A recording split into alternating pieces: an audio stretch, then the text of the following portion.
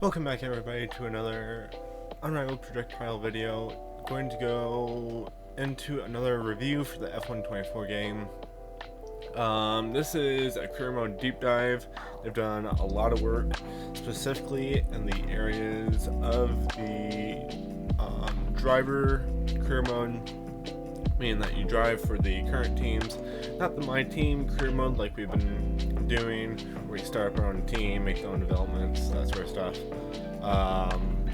One where you have to work your way, negotiate contracts, stuff like that. So I'll kind of get into it here, kind of do it how I did the other one there.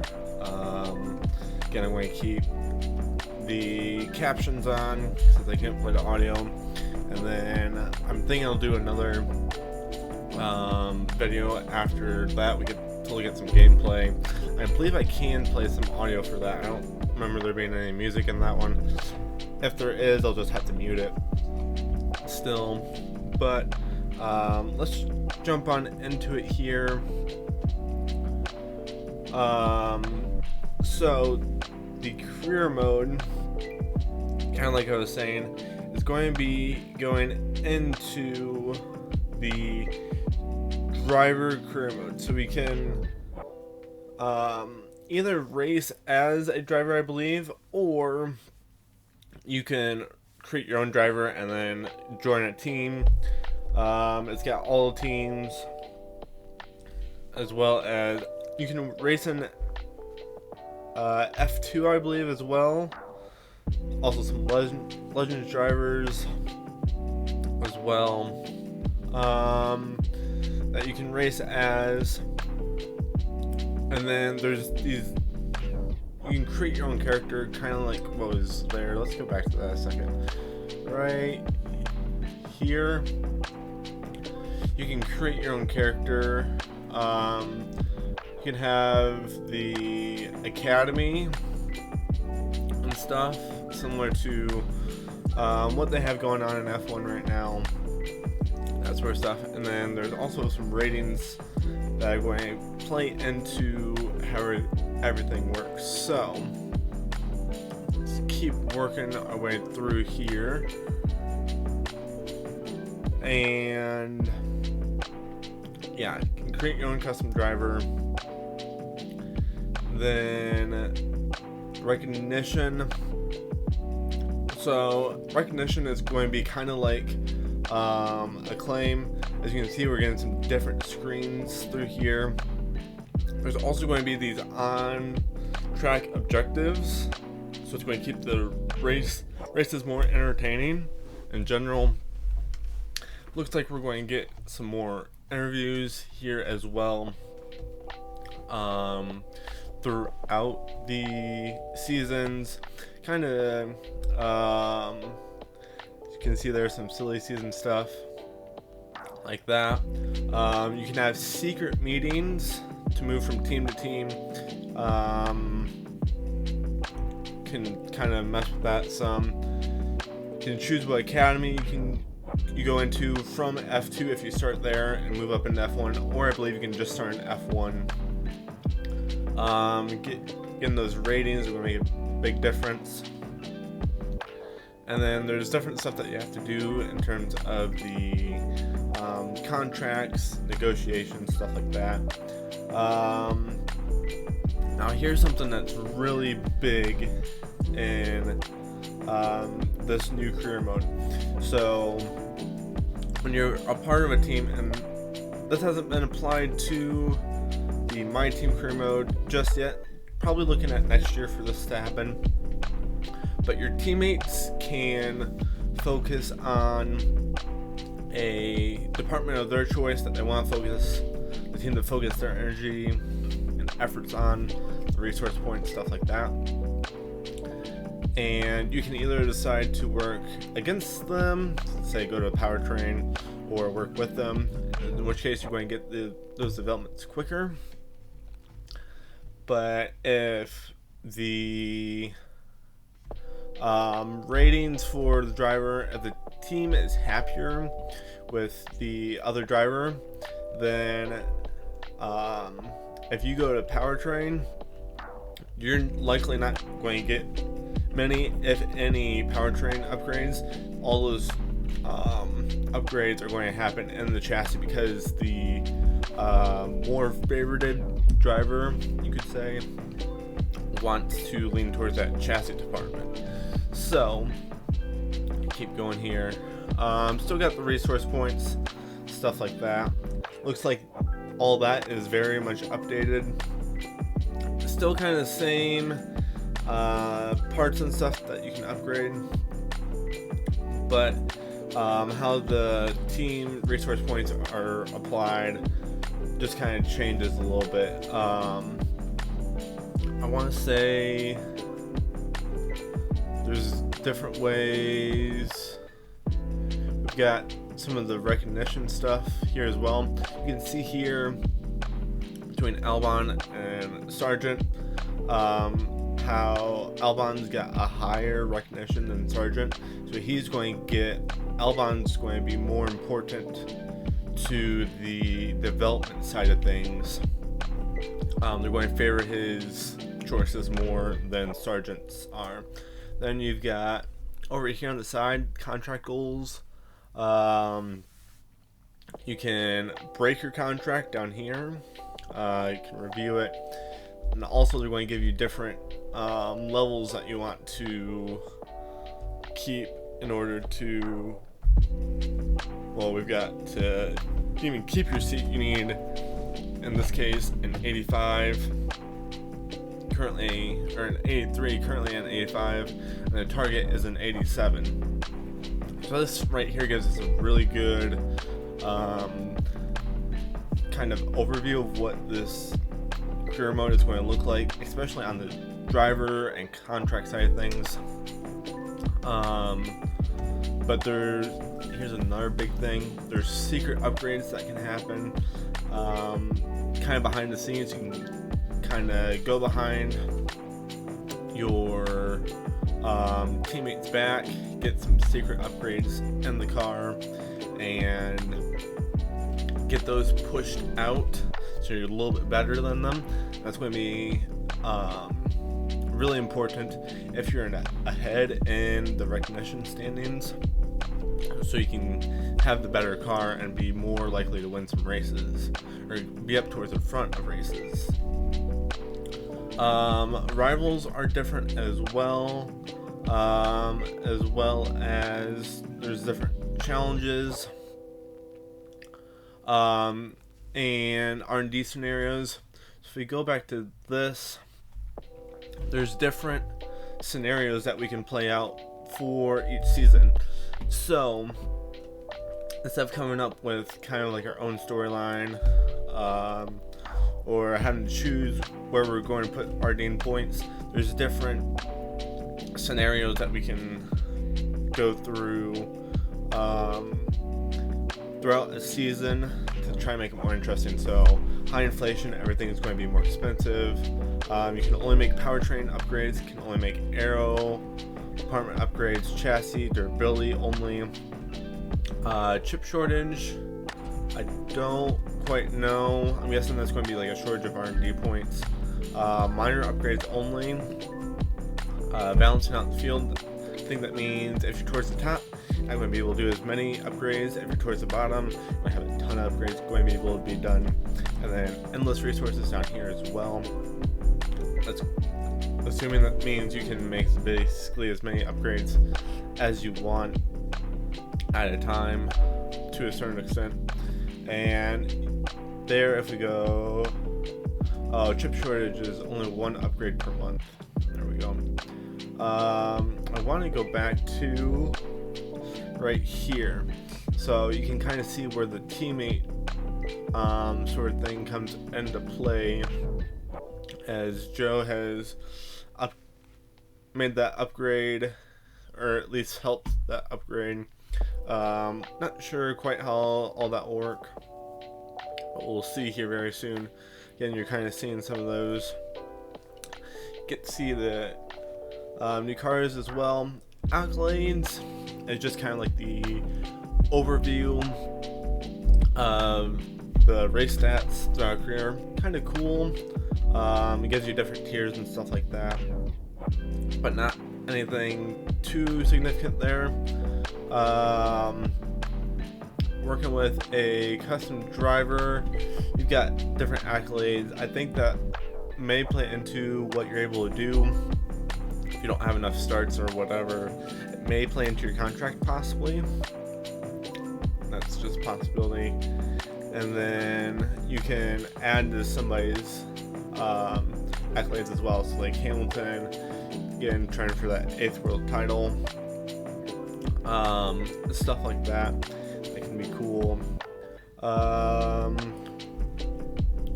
And then, yeah, obviously that can be kind of like bragging points between you and your friends as well.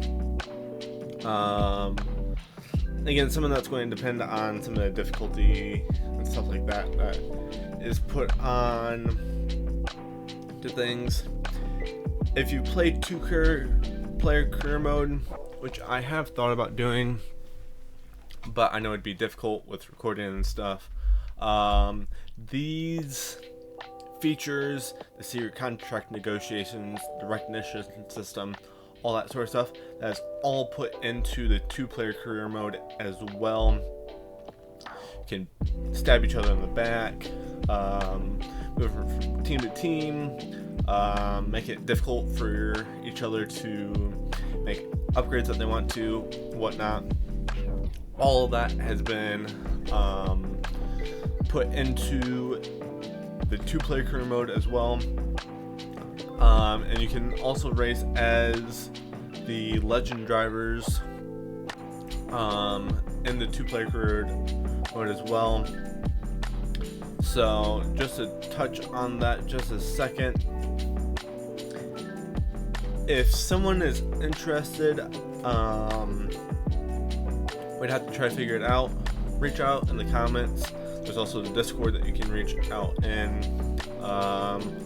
Description has that link. Otherwise, the channel page also has that link to get into the Discord. Shoot me a message. We can try to figure something out. That might be something fun to do, and maybe mix it up a little bit. Then we have, so yeah, if you're interested in that, let me know. We can try to work something out. Let's look at the challenge career.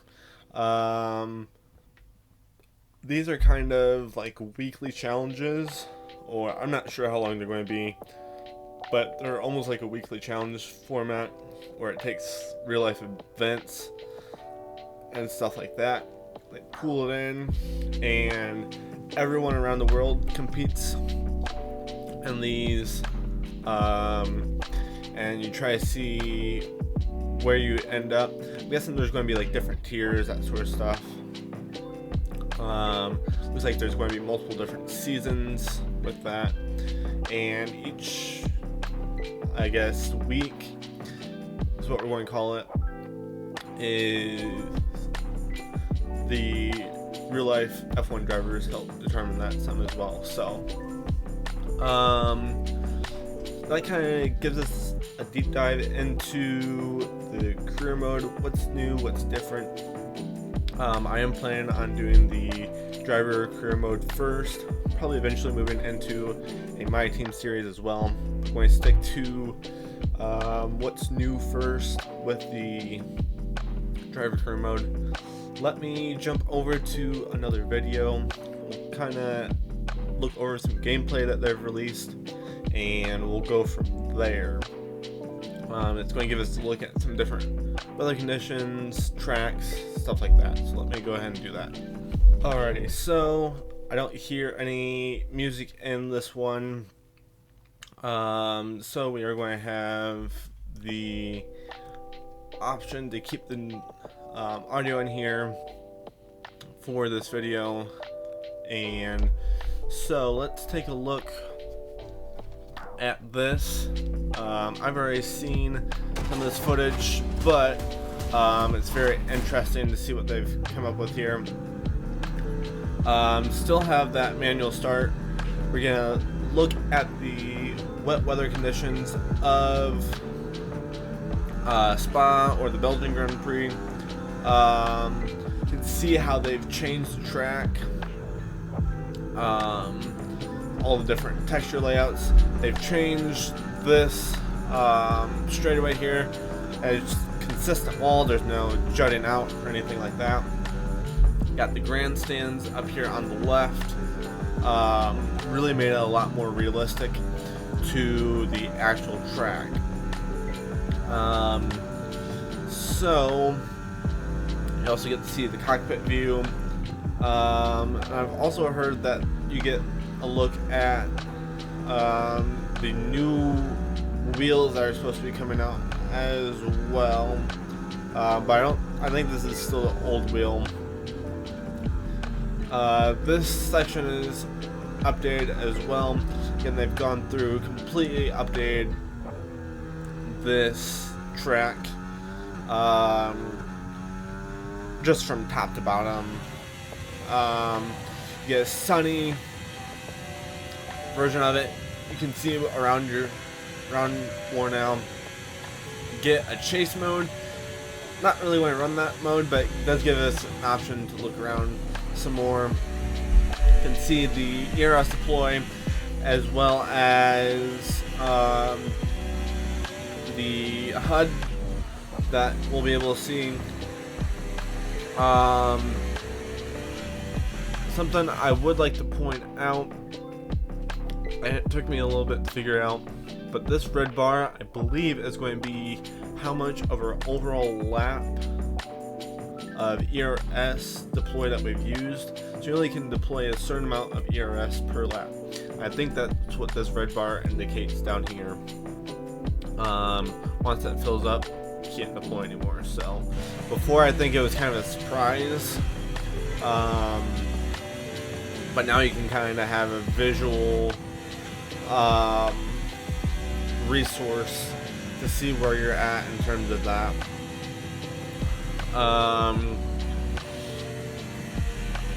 So very much improved here.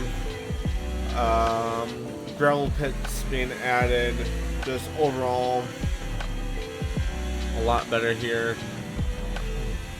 For the layout of this track, I'm going to keep going. See, is this part?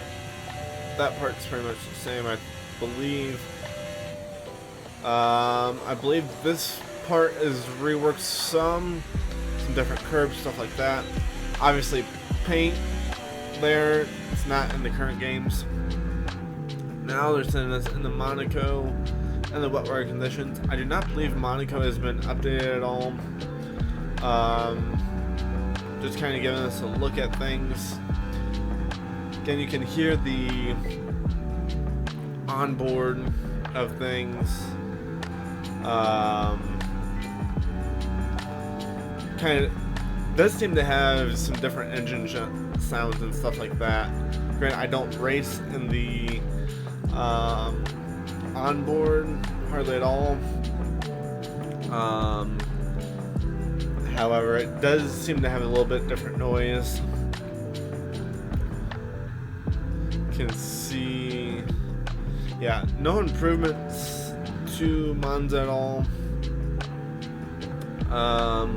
Different advertising, maybe stuff like that, but I guess that red bar is also shown maybe in the lower left hand of the digital display on the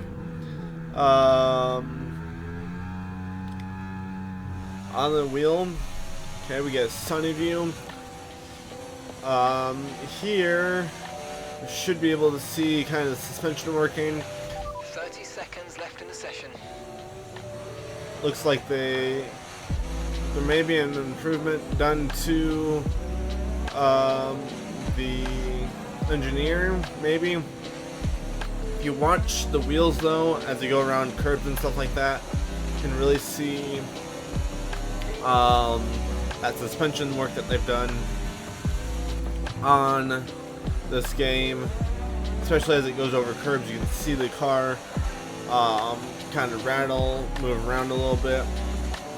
Watch the weight shift, that sort of stuff. So you can see it there. Kind of did a little bit of a hop. So this is a really good view for that. Seeing how that works.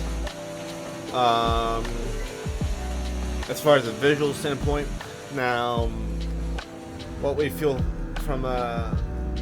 actually feel from a standpoint and what we see from a standpoint could be different. They'll be very interesting there. Off to Silverstone now, which they have updated as well. There's more buildings off to the left here, more grandstands as well.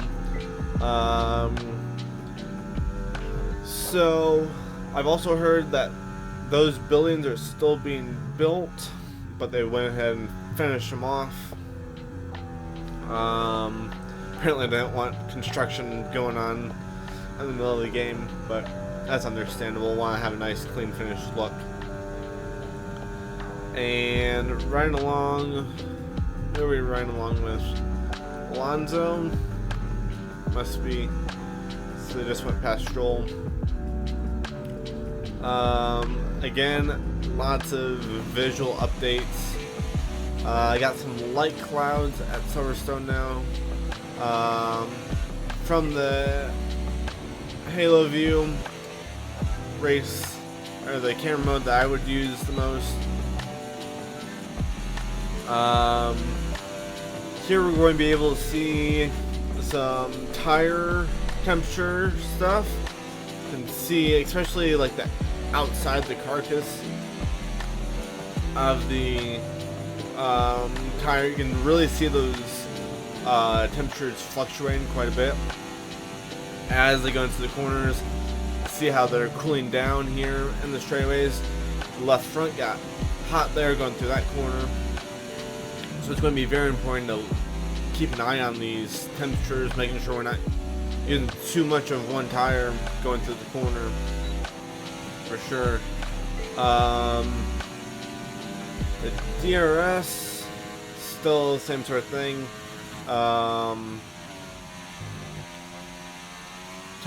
It looks like there's going to be hotkeys that you can do for the DRS, that sort of stuff still. And kind of a bit of a curb hop there. You kind of saw it jump up and over. This is Qatar. They've made some updates to this track as well. Again, some visual stuff, making it more colorful.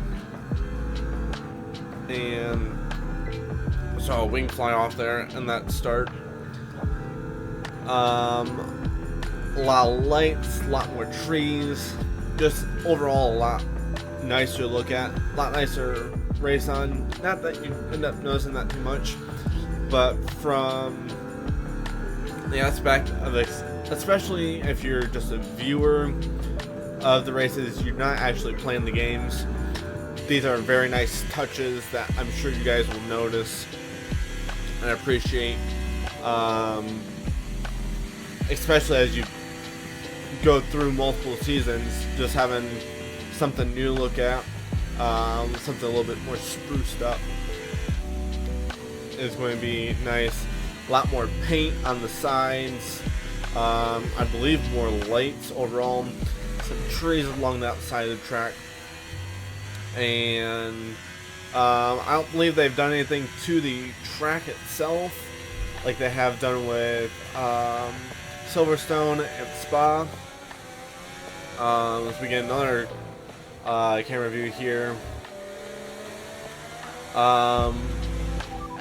But yeah, just a lot of visual type things with this track.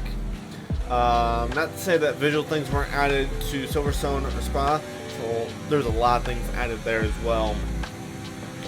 Just bringing it up to date, making it more appealing. But there's been a lot done here, just in the visual, not necessarily in the physical driving aspect of the track. So, again, this is almost like a far chase view. That distance is kind of shifting a little bit, I'm noticing, with the straightaways as well as down into corners. That camera's coming in a little bit more. Shanghai, which is not on the 2023 schedule, so we haven't gotten to race this one.